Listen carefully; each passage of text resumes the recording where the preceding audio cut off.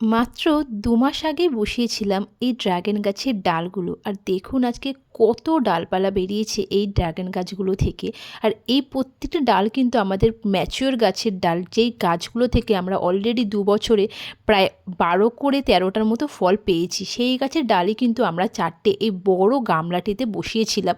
আর দেখুন প্রত্যেকটি ডাল থেকে কিন্তু অসংখ্য ছোট্ট, ছোট ডাল বেরিয়েছে। কিন্তু এতগুলো ডালপালা রাখলে কিন্তু ফলন ভালো হবে না। তাই যেইগুলো নিচের দিকে আছে সেইগুলো কিন্তু আমরা সবই কেটে দেব।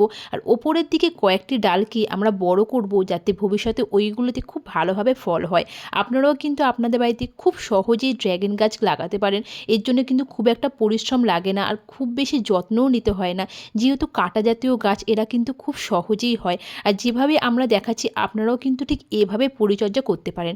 এই ওপরের দিকে কয়েকটি ডালপালা কিন্তু আমরা রেখে দেব। এইগুলো বাড়লেই কিন্তু আমরা তারপরে ঠিকমতো কাটিং করব, যাতে এই গাছটিতে আবারও খুব ভালো ফলন হয়। দেখুন এতগুলো ডালপালা আমরা কেটেছি, আর এইগুলো থেকেই কিন্তু আবারও খুব সহজেই কিন্তু ড্রাগন গাছ করা যেতে পারে। এইগুলো ফেলে দেবো আমরা।